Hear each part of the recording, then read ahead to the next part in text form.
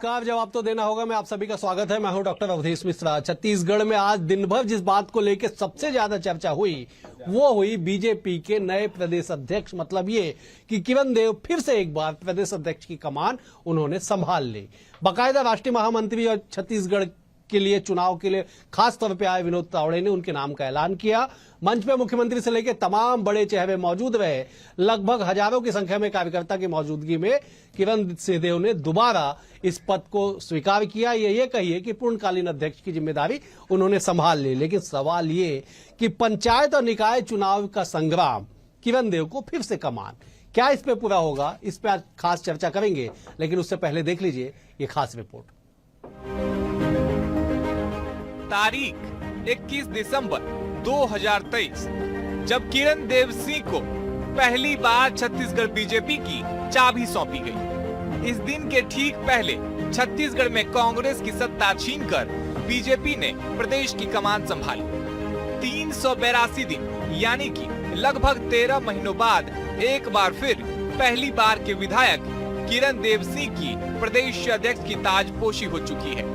किरण देव के कार्यकाल में लोकसभा चुनाव और रायपुर दक्षिण का इकलौता उपचुनाव हुआ है, जिसमें उम्मीद से बेहतर जीत मिली। फिलहाल केंद्रीय निर्वाचन अधिकारी विनोद तावड़े ने किरण देव सिंह के नाम का ऐलान कर दिया, जिसकी बधाई भी सीएम विष्णुदेव साई समेत तमाम नेताओं ने दी। और प्रदेश अध्यक्ष को फिर से बहुत बहुत बधाई, शुभकामना देते हुए और उनको आश्वस्त करते हुए कि अध्यक्ष जी, सरकार आपके अनुसार इस प्रदेश में आने वाले समय में काम करेगी। आपका जो भी सलाह होगा उसको सरकार मानेगी।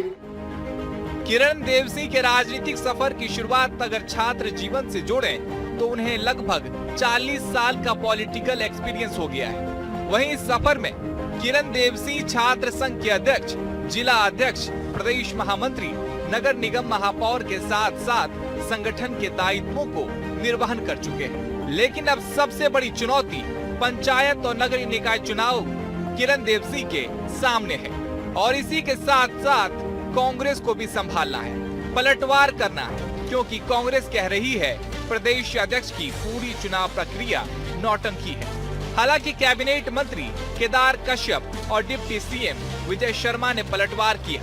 सियासी बयानबाजी को खुद ही सुन लीजिए। अगर फिर से बन रहे हैं तो बधाई, लेकिन हमने तो सुना था बहुत सारे लोग दौड़ में थे, फिर भी फार्म एक क्यों आया? क्या यही लोकतांत्रिक पार्टी है क्या? देखिए, कोई नौटंकी नहीं है। नौटंकी तो कांग्रेस में होती है, जहां पर सबको मालूम हो रहता है कि उनका अगला अध्यक्ष कौन होगा, और एक परिवार की पार्टी है कांग्रेस पार्टी और उसी के आधार पर चलती है। इसलिए आज कांग्रेस पार्टी का जिस तरीके से पूरे देश में सुपड़ा साफ हो रहा है। अपनी पार्टी का लोकतंत्र देख लें भाई, वहाँ तो वंशज तय कर देते हैं, जो घर में पैदा होता है वो प्रदेश का अध्यक्ष हो जाता है। हमारे यहाँ सर्वसम्मति जब बनी है तब एक नाम तय हुआ है। बहरहाल सियासी बयानबाजियों को दरकिनार रखें तो सबसे पहले बीजेपी के पंचायत से पार्लियामेंट तक सरकार के सपने को पूरा करने की जिम्मेदारी किरण देव सिंह पर है। पिछले कुछ सालों में बीजेपी ने चौंकाने वाली रणनीतियों के साथ विपक्ष को मात दिया है। फिर भी छत्तीसगढ़ के ज्यादातर निकायों में अभी कांग्रेस की सत्ता रही है, जहां प्रशासक जरूरी कामों को अंजाम दे रहे हैं।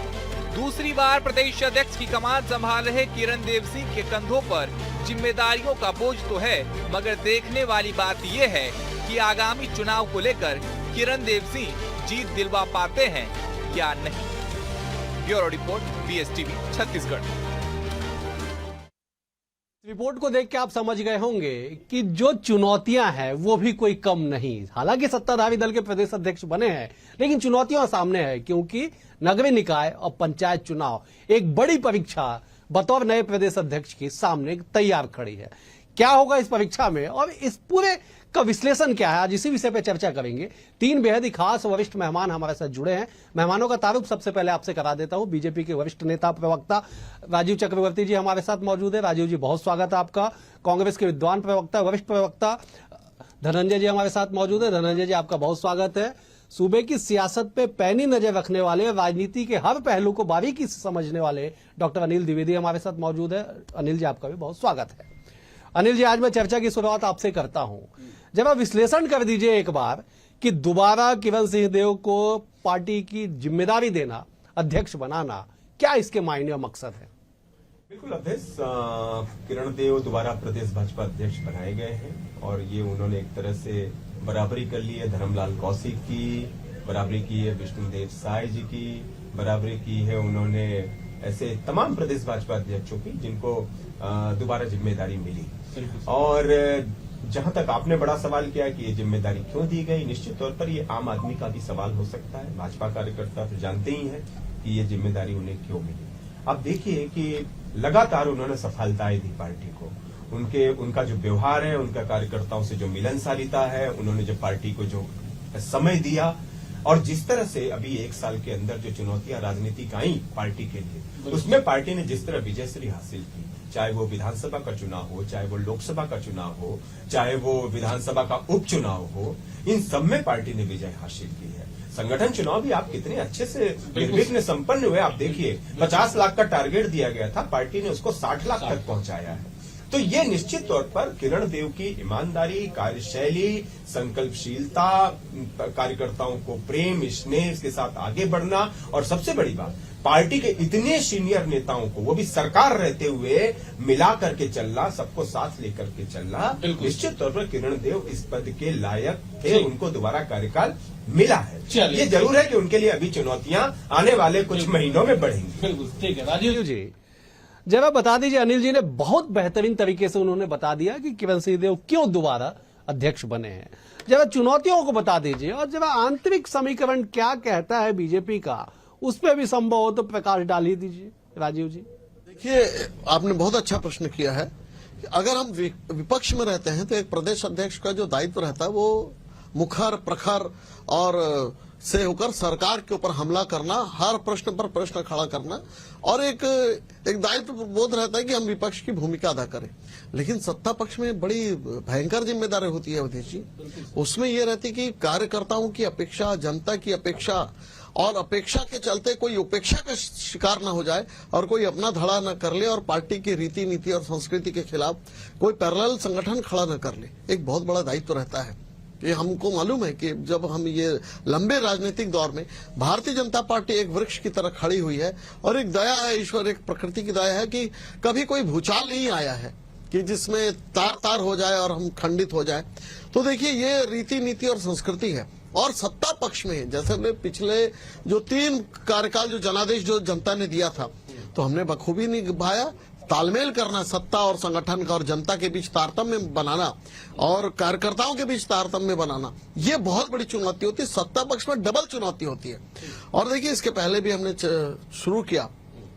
डॉक्टर अवधेश जी, सबसे मजे की बात यह है कि भारतीय जनता पार्टी जो चुनती है तो ये किरण देव जी वार्ड के बूथ इकाई के जो सबसे छोटी इकाई होती है, कभी उसके सदस्य हुआ करते थे। मैंने पोलिंग एजेंट से उन्होंने अपना राजनीतिक जीवन शुरू किया। किशोर अवस्था में जो नवतरुण अवस्था होती है उसके बाद पोलिंग बूथ एजेंट, बूथ अध्यक्ष, फिर मंडल के अध्यक्ष, फिर उसका नगर इकाई के अध्यक्ष, नगर पालिका अध्यक्ष, महापौर, यानी हर इकाई से उन्होंने अपने, तो वो जानते हैं कि कार्यकर्ताओं की क्या अपेक्षा होती है, जनता की क्या अपेक्षा होती है, कैसे तालमेल बनाया जाए। तो ये डगर मुश्किल जरूर है। मैं नहीं कहता कि बहुत सरल है। अध्यक्ष के रूप में बहुत बड़ी आकांक्षाएं रहती है तो वो सफल रहेंगे बहुत आसानी के साथ। धनंजय जी कांग्रेस के विद्वान प्रवक्ता है, वरिष्ठ नेता है। धनंजय जी, कांग्रेस का रिएक्शन जरा बता दीजिए कि किरण सिंह देव दोबारा अध्यक्ष चुने गए हैं और सब तरफ कहा जा रहा है कि योग्य सर्वश्रेष्ठ नेता को बीजेपी ने बड़ी जिम्मेदारी दी है। राजीव जी कह रहे हैं कि सत्ता संगठन नहीं, कार्यकर्ता, इन तीनों का जो तालमेल होगा वो किरण सिंह देव बनाएंगे। जरा आपका रिएक्शन। देखिए अवधेश जी, पहली बात तो भारतीय जनता पार्टी में लोकतंत्र नाम की चीज नहीं है। ना ही नेताओं को या कार्यकर्ताओं को स्वतंत्रता है कि अपनी बात को या अपनी भावनाओं को कहीं पर व्यक्त कर सके या भावनाओं के अनुरूप कोई काम कर सके। किरण देव जी प्रदेश अध्यक्ष के चुनाव में अकेले उम्मीदवार बने, खुद की लड़ाई करके वो चुनाव जीत गए हैं। शुभकामनाएं प्रेषित करता हूं उनको, उनके उज्जवल भविष्य की कामना करता हूं। लेकिन एक बात इसमें स्पष्ट हो गया कि भारतीय जनता पार्टी आखिर ओबीसी वर्ग का किस प्रकार से हरासमेंट करती है, ओबीसी वर्ग को किस प्रकार से दबाती है। आप देखेंगे जब भाजपा का संगठन चुनाव की चीजें सामने आई कई बार हमने चैनलों में भी देखा है, अखबारों में सुर्खियां रही कि प्रदेश अध्यक्ष को बदला जाएगा, और उस दौरान कई भाजपा के जो वरिष्ठ नेता हैं जैसे धर्मलाल कौशिक जी हैं, नारायण चंदेल जी हैं और एक दौर जो नेता हैं वो भी अपने आप को दावेदारी को लेकर बहुत ज्यादा ही समझिएगा कि उत्साहित थे और उनको उम्मीद था कि उनको दावेदारी करने दिया जाएगा, क्योंकि चुनाव की बात कर रहे थे। और स्वाभाविक बात है, जब चुनाव की हम बात करते हैं, चयन और चुनाव में अंतर होता है ना, नियुक्ति आप कर दी उसमें चुनाव नहीं आते, आप चुनाव की बात करते हैं। तो चुनाव की जब बात आती है तो सारे नेताओं को वहां पे अवसर दिया जाता है, लेकिन जिस प्रकार से आप देखेंगे कि भारतीय जनता पार्टी का जो ओबीसी विरोधी कृत्य है सरकार का, कि पूरे जिला पंचायतों के चुनाव से ओबीसी वर्ग को आरक्षण से वंचित कर दिया गया, और दावा कर रहे थे कि सामान्य सीटें हैं वहां वो ओबीसी वर्ग को मौका देंगे, लेकिन संगठन के भीतर ही ओबीसी वर्ग की उपेक्षा कर दी गई। धर्मलाल कौशिक जी, नारायण चंदेल जी को नामांकन भरने नहीं दिया गया, उन पर विचार नहीं किया गया। अरे नामांकन उनसे भरवा देते, चुनाव करवा देते, जो भी ये होता अच्छा होता, लेकिन ये तो इनका कृत्य है ना, ये तो नहीं चाहते कि ओबीसी वर्ग के लोग सामने आए। मैं लौटूंगा, मैं जब डॉक्टर अनिल जी का रुख कर लेता हूँ। अनिल जी, ये एंगल धनंजय जी ने निकाला कि साहब आप ओबीसी के हितैषी का दावा करते हैं, प्रदेश अध्यक्ष की बारी आती है तो ओबीसी को पूछते नहीं है। ओबीसी को लेकर बड़ा सियासत छत्तीसगढ़ में, खास करके जिला पंचायत अध्यक्षों के आरक्षण के बाद प्रदेश भर में सियासत हुई है। ये ओबीसी की सियासत और इस मामले पे क्या कुछ होना है, बताइए जरा। देखिए, निश्चित तौर पर छत्तीसगढ़ की राजनीति में ये एक मुद्दा तो उठा है, खास तौर पे जब पिछड़ा वर्ग के आरक्षण को लेकर के बीजेपी थोड़ा ऊहापोह में है, तो निश्चित तौर पर कांग्रेस कोई मौका छोड़ना नहीं चाहती है। और आज यदि प्रदेश भाजपा अध्यक्ष का चुनाव हुआ है तो ये राजनीतिक आरोप जायज है विपक्ष का अपनी तरफ से, लेकिन बीजेपी की राजनीति कुछ दूसरे तरीके से चलती है। वहां पर पार्टी की राय बहुत सर्वानुमति राय मायने रखती है, वहां पार्टी सभी वर्गों को लेकर के आगे बढ़ना चाहती है। और यदि किरण देव भी भाजपा के बहुत वरिष्ठ नेता हैं, विधायक हैं, महापौर रह चुके हैं, अनुभवी रह चुके हैं, और ये पूछा जा सकता है कि बीजेपी की 15 साल सरकार रही, क्यों रमन सिंह ही मुख्यमंत्री रहे 15 साल तक? क्यों? इसलिए क्योंकि जनता का लगातार उनको समर्थन मिलता रहा। जनता ने कहा कि बीजेपी की सरकार नहीं बनवाई कि आपने आदिवासी मुख्यमंत्री क्यों नहीं दिया, या आपने पिछड़ा वर्ग का मुख्यमंत्री क्यों नहीं दिया। जनता को मतलब था कि डेवलपमेंट होना चाहिए, और बाकी उस पार्टी का फैसला है कि वो किसे आगे करती है। और आप प्रदेश अध्यक्ष में भी आप देख लीजिए, इसके पहले बीजेपी ने आदिवासी को प्रदेश अध्यक्ष बनाया, पिछड़ा वर्ग के व्यक्ति को भी प्रदेश अध्यक्ष बनाया, सामान्य वर्ग के व्यक्ति को भी बनाया, और अभी उन्होंने फिर से किरण देव को जिम्मेदारी दी है।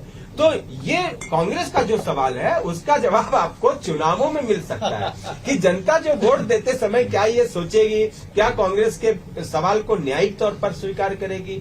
एक बात और है कि किरण देव के लिए आने वाले समय में बहुत सारे चुनौतियां हैं जो उन पे पार पाना होगा उनके नेतृत्व में पार्टी को। नगर निगम चुनाव तो बिल्कुल सिर आंखों के सामने खड़े हुए नगर निगम चुनाव, अभी वो भी पार्टी को, फिर मंडी चुनाव हो सकते हैं, पंचायत चुनाव हो सकते हैं, तो ये चुनावों का मौसम है, और इसलिए पार्टी किरण देव के नेतृत्व की परीक्षा होगी कि कैसे वो इन चुनाव में पार्टी की नैया पार लगाते हैं। ठीक है राजीव जी, जिस वक्त प्रदेश अध्यक्ष बदला गया बीजेपी का चुनाव के ठीक बाद, किरण सिंहदेव को जिम्मेदारी दी गई, उस वक्त अरुण साव जो है प्रदेश अध्यक्ष हुआ करते थे ओबीसी वर्ग से। उससे पहले जो मुझे जहां तक याद है कि धर्मलाल कौशिक इस पद पे थे, विष्णुदेव साय जी थे, उससे पहले धर्मलाल कौशिक थे।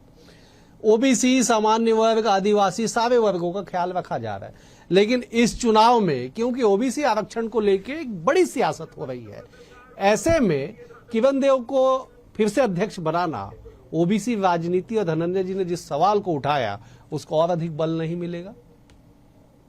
देखिए डॉक्टर साहब, मुझे ऐसा लगता है कि राहुल गांधी जी जो जॉर्ज सोरोस और डीप स्टेट की जो भावना को लेकर चल रहे हैं कि समाज के अंदर एक वर्ग भेद हो, दरअसल ऐसा कोई वर्ग भेद होता ही नहीं है, और ना कोई ऐसा चुन चुन कर बनाया जाता है कि संदेश दिया जाए।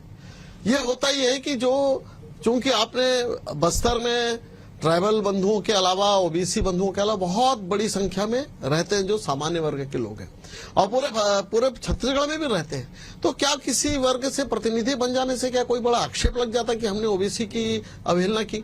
6 मंत्री इस प्रदेश में, भूपेश बघेल जी ने अपने अलावा केवल 2 लोगों को प्रतिनिधित्व दिया, तब कांग्रेस पार्टी को याद नहीं रहा ओबीसी वर्ग के बारे में। हमने पूरे देश में, पूरे मंत्रिमंडल में, केंद्र मंत्रिमंडल में 27 ओबीसी कैबिनेट मंत्री है, 2 राज्य मंत्री है, 29 लोगों को प्रतिनिधित्व दिया। जरा आप प्रतिशत लगवाइएगा तो प्रतिशत 50 के आसपास जाता है।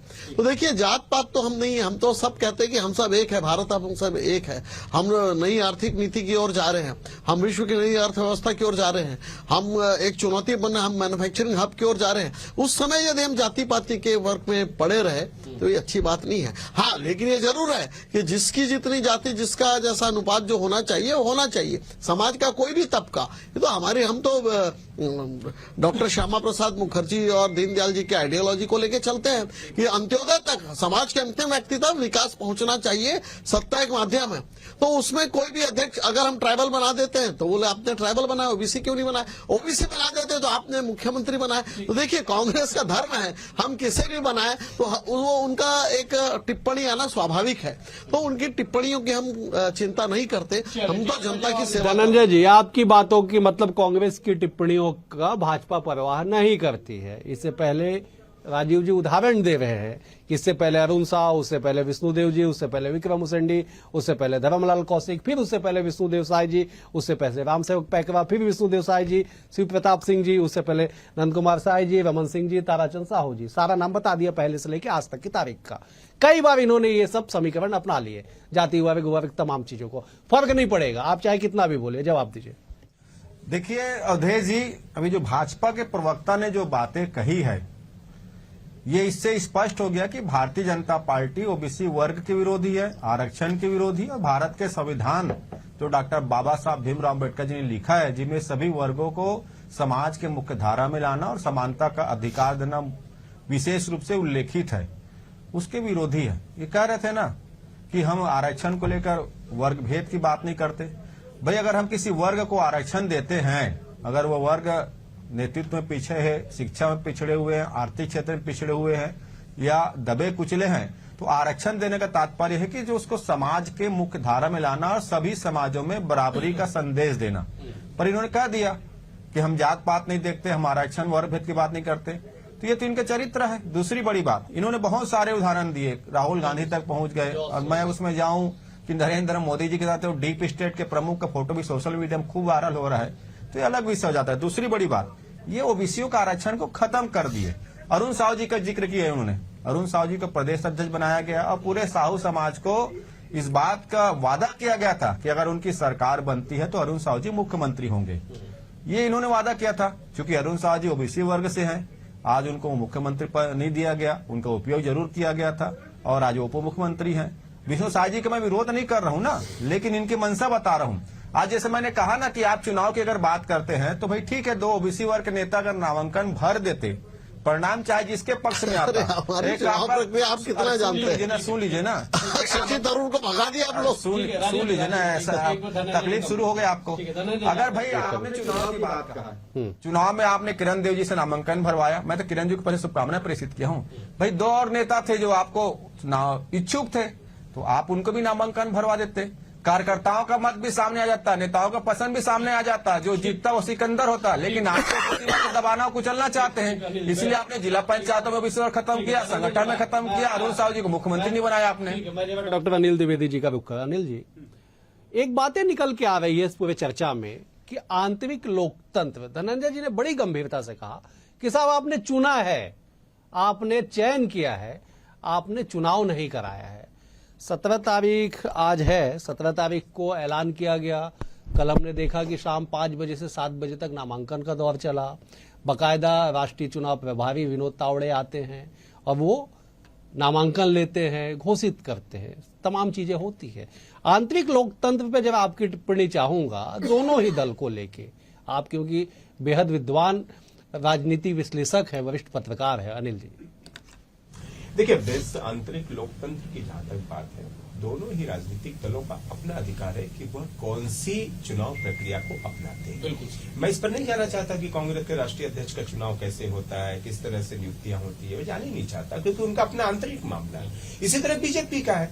बीजेपी ने जिस तरह चुनाव की, भाई उसने पहले कल फॉर्म भरवाए नेताओं से, कुछ नेताओं को तो आगे किया ना उसने कि भाई आप फॉर्म भरिए, आपकी भी संभावना है प्रदेश अध्यक्ष बनने की। अब वो अलग बात है कि एक राय बनी होगी लेकर के, और किरण देव को उसको फिर से मौका मिला है। और कोई प्रदेश अध्यक्ष यदि इतना सफल होता है तो उसे दोबारा कार्यकाल मिलने में हर्ज नहीं है। कांग्रेस की राष्ट्रीय अध्यक्ष तो आप देखिए कितने साल तक अध्यक्ष बनी रही, इसलिए बनी रही क्योंकि उन्होंने रिजल्ट अच्छे दिए होंगे, इसलिए पार्टी ने उनको रखा, लगातार 10-15 साल तक राष्ट्रीय अध्यक्ष बनी रही। तो निश्चित तौर पर यह एक परिणाम होता है कि आपने अच्छा परिणाम दिया और पार्टी उसका अवार्ड दे रही है। मैं इसमें एक बात और जोड़ना चाहूंगा कि किरण देव के प्रदेश अध्यक्ष बनने के बाद बीजेपी में अब बहुत से समीकरण नए तरीके से देखने को मिलेंगे, खास करके मंत्रिमंडल। आप पिछड़ा वर्ग की बात कर रहे थे, आखिर बीजेपी ने केंद्रीय राज्य मंत्री बनाया, पिछड़ा वर्ग के दौखन साहू को ही उन्होंने मंत्री बनाया है, पिछड़ा वर्ग इससे खुशी हुआ होगा। और अब यदि किरण देव, जहां तक कि पहले लग रहा था कि मंत्रिमंडल में आएंगे, लेकिन अब वैसा होगा नहीं, हो सकता है बीजेपी अब आदिवासी चेहरे पर और अच्छे से फोकस, सामान्य पे चले जाए, सामान्य चेहरों पर भी फोकस कर सकती है, जैसे रायपुर है, बिलासपुर है।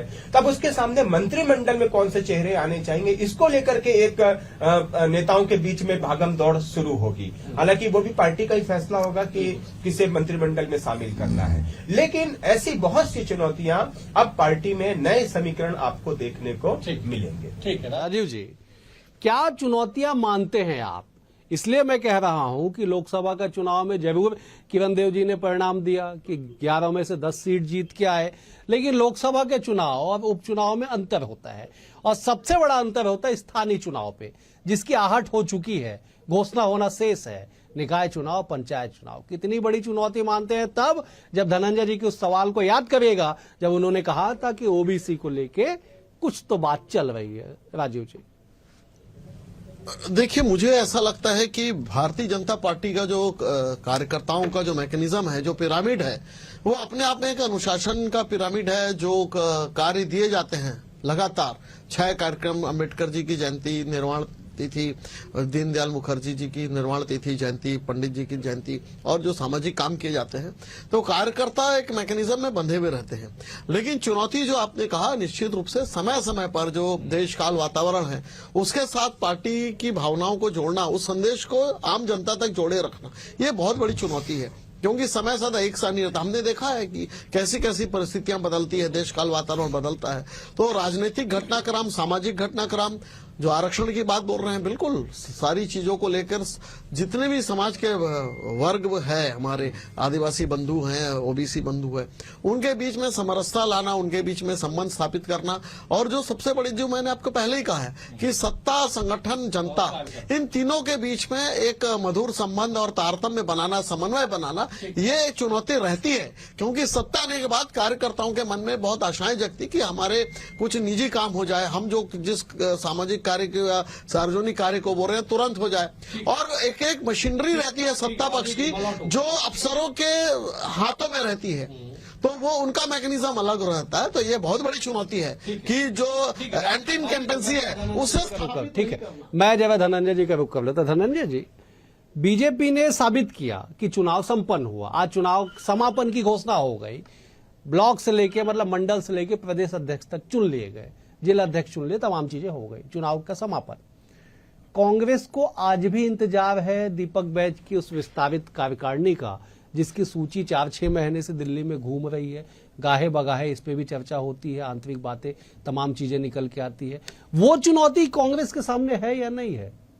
देखिए अवधेय जी, पहले मैं वरिष्ठ पत्रकार महोदय जी के बात को क्लियर कर देता हूं। अभी आपको याद होगा कांग्रेस के राष्ट्रीय अध्यक्ष का चुनाव हुआ था, मल्लिकार्जुन खड़गे जी और शशि थरूर जी दोनों नामांकन दाखिल थे, पूरे देश में हमारा इलेक्शन हुआ और एक को विजय मिला है, और शशि थरूर जी भी आज हमारे पार्टी में और मल्लिकार्जुन खड़गे जी हमारे राष्ट्रीय अध्यक्ष हैं हम सबके। ठीक है, दूसरी बड़ी बात, कांग्रेस पार्टी में जो खाली जो जिलाध्यक्ष के पद, उसमें 3 जिलाध्यक्ष पद नियुक्ति हो गई है, और कार्यकारिणी का विस्तार की हमारी प्रक्रिया चल रही है। जो 2-3 पद खाली सभी बहुत जल्द हो जाएगा, क्योंकि हमारे संगठन तो भी उसके कार्यकाल बाकी है ना। लेकिन भाजपा जो चुनाव की बात कर रही थी, वो चुनाव कहाँ है? अभी राजीव जी कह रहे थे कि कार्यकर्ताओं को ये काम दिया जाता है, कार्यकर्ता को वो काम दिया जाता है। कार्यकर्ताओं को तो अपने नेता चुनने का काम क्यों नहीं देती भाई? जीतता कोई भी, कार्यकर्ताओं की बात क्यों नहीं मानते, नेताओं की बात क्यों नहीं सुनते? क्योंकि वहां तो तानाशाही है, मोदी तंत्र है, ये लोकतंत्र थोड़ी था, ये तो मोदी तंत्र था। ये एक व्यक्ति जो आया लिफाफा लेके और उसने मोदी तंत्र की स्थापना कर दी। लोकतंत्र होता, मुझे लगता फेयर चुनाव होते, अच्छे चुनाव होते, लेकिन कहीं न कहीं यहाँ जो चुनाव समाप्त करना होगा। ठीक है, मुझे समाप्त करना होगा, समय का अभाव है, संकेत मिल चुका है। पार्टी की आंतरिक व्यवस्था है कि अध्यक्ष से लेके प्रदेश अध्यक्ष से लेके राष्ट्रीय अध्यक्ष से लेके एक सबसे निचली इकाई तक का वो कैसे चयन करे और चुनाव करे, क्योंकि आखिरकार सवाल संगठन की मजबूती और आने वाले समय में और ज्यादा विस्तारित होने का है। बहरहाल आज किरण सिंहदेव ने दोबारा पदभार ग्रहण किया, दोबारा अध्यक्ष चुने गए। सामने चुनौतियों का अंबार है, कैसे पार पाएंगे वक्त तय करेगा, लेकिन सियासत भी इस पे भरपूर होगी। फिलहाल आज के लिए इतना ही। आप तीनों मेहमानों का बेहद शुक्रिया। डॉक्टर अनिल द्विवेदी जी आपका भी शुक्रिया, राजीव जी आपका शुक्रिया, धनंजय जी आपका भी शुक्रिया। कल एक और विषय के साथ होगी मुलाकात, तब तक के लिए नमस्कार।